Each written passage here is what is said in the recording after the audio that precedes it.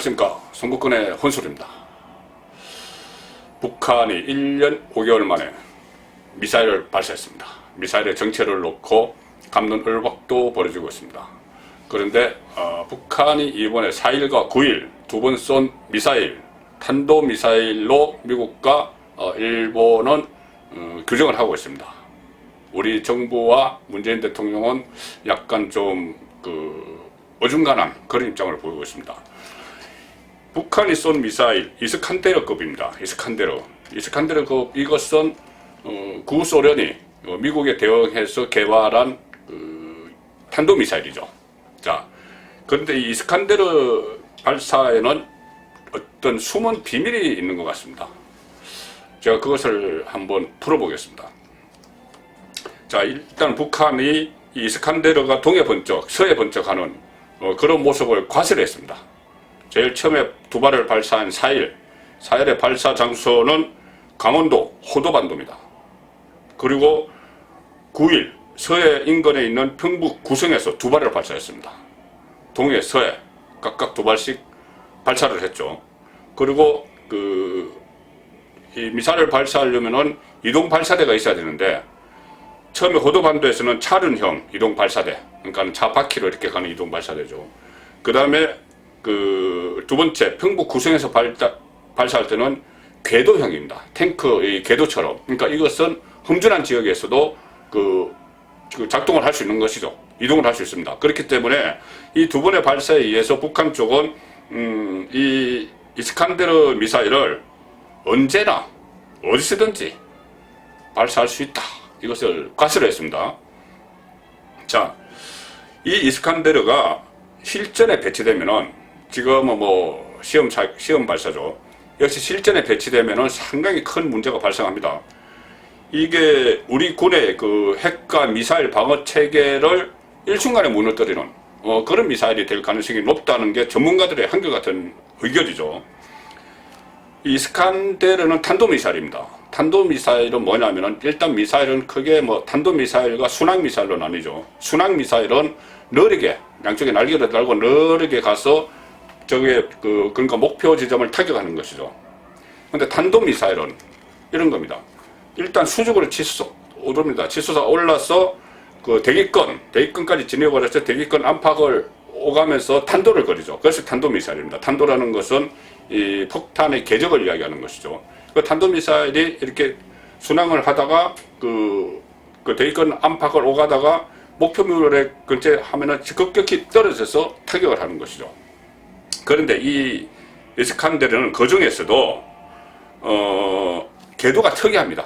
궤도가 특이하고 또 하강할 때는 이 유도 조정이 가능하죠.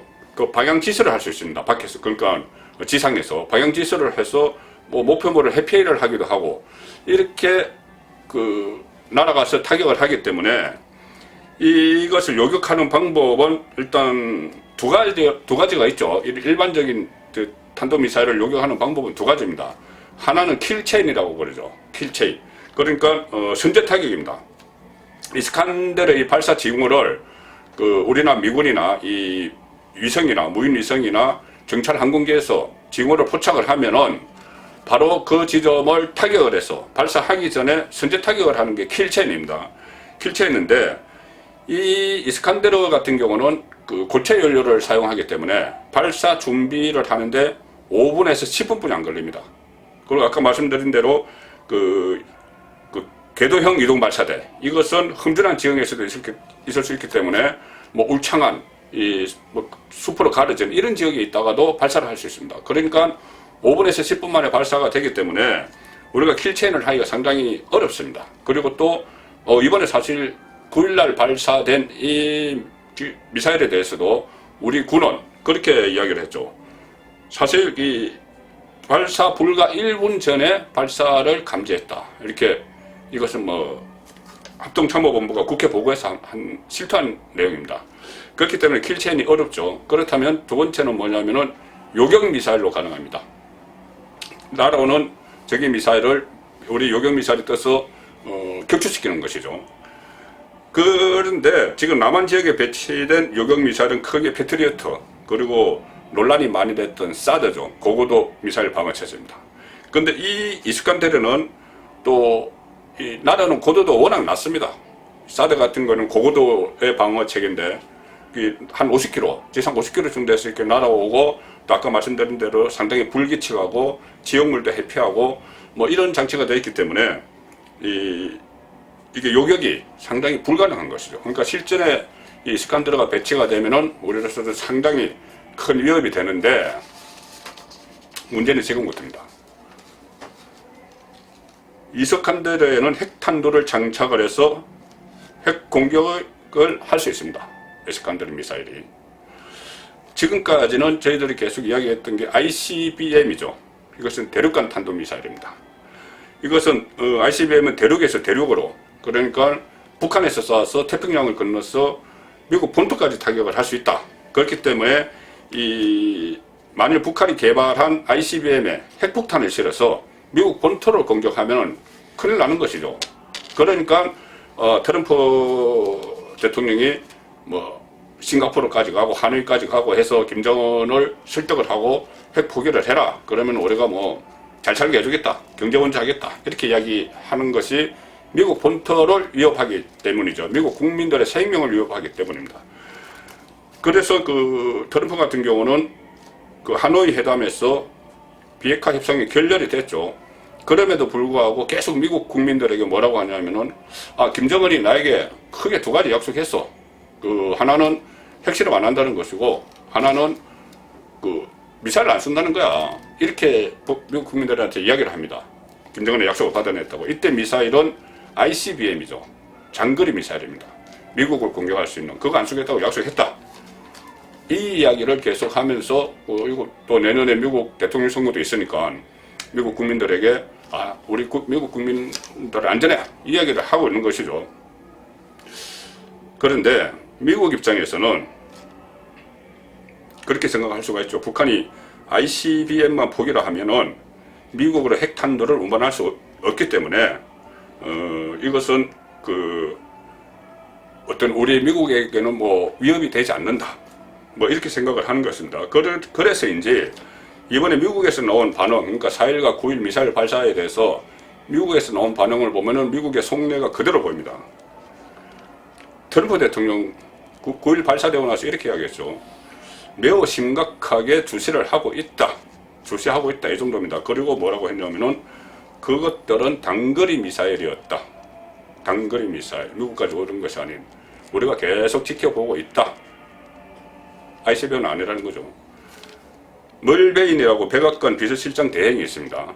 이 멀베이니는 뭐라고 했냐면은 북한이 매우 작은 미사일을 쐈다. 매우 미미하고 단거리였다.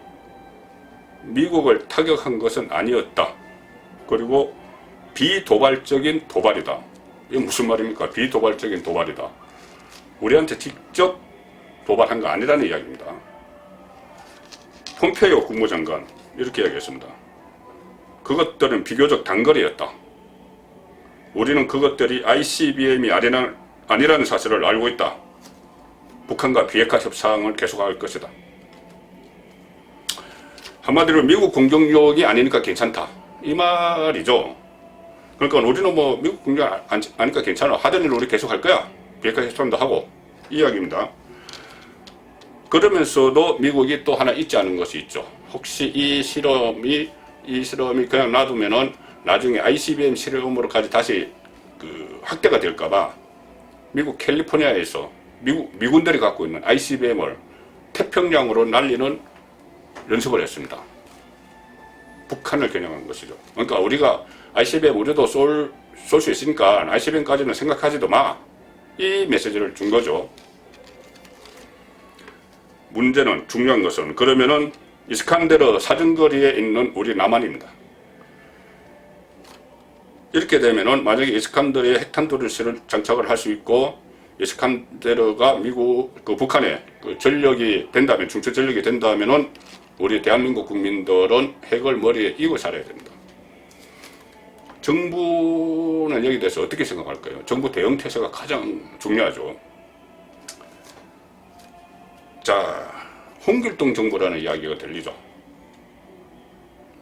아버지를 아버지라 부르지 못하는 홍길동처럼 제일 처음에 4.1날 미사일 발사했을 때는 미사일을 미사일이라고 부르지 못하고 무슨 뭐 불상의 발사체니 이런 이야기를 했습니다.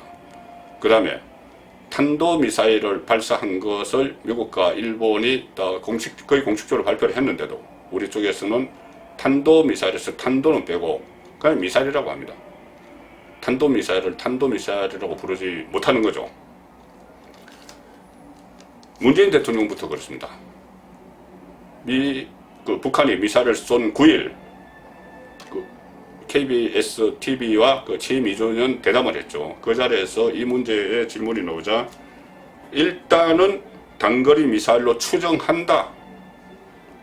상당히 어정쩡하죠. 일단은 추정한다. 그리고 추정한다. 그 다음에 단거리 미사일 탄도도 안 들어갔습니다. 그러니까 군도 이 정확한 내용을 잘 알고 있을 국방부나 합참도 그 선을 넘지 못하는 거죠. 그러니까 이렇게 발표를 했습니다. 현재까지는 단거리 미사일로 추정한다. 대통령이 일단은 추정한다 하니까는 군은 현재까지는 추정한다. 문재인 대통령은 이 말도 했죠. 북한이 미사일을 발사를 했는데도 탄도미사일을 발사를 했는데도 군사 합의 위반은 아니라고 생각한다. 군사 합의 9.19 남북 군사 합의죠. 그리고 또 군사 도발의 금지 구역 밖에서 일어난 일이고 또 기존의 무기 체제를 발달시키는 훈련이기 때문에 이것은 뭐 군사 합의 위반은 아니다. 그래서 제가 9.19 남북 군사 합의서를 찾아봤습니다. 군사 합의서 1장은 이렇게 되어 있습니다. 제일 첫 장. 남과 북은 지상과 해상, 공중 등 모든 공간에서 군사적 긴장과 충돌의 근원이 되는 상대방에 대한 일체 적대 행위를 전면 중단한다.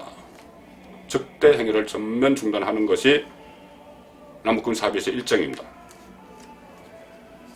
이번 미사일 발사는 미국이 아닌 한국 국민들에 대한 적대 행위가 분명하죠. 김정은은 이 두 번의 미사일 발사를 전부 참관했습니다. 전부 참관하면서 물리적인 힘만이 우리의 자주권을 지킬 수 있다. 이렇게 선언을 했습니다. 그런데 우리 대통령은 이것을 군사 도발이 아니라고 이야기를 합니다. 대한민국 대통령은 국민의 생명과 재산을 지킬 의무가 있죠. 국군의 최고 통수권자입니다. 우리 대통령이 북한 눈치를 살피면서 할 말은 제대로 하지 못하고 있는 이런 상황 참 답답합니다. 정권의 혼술이었습니다.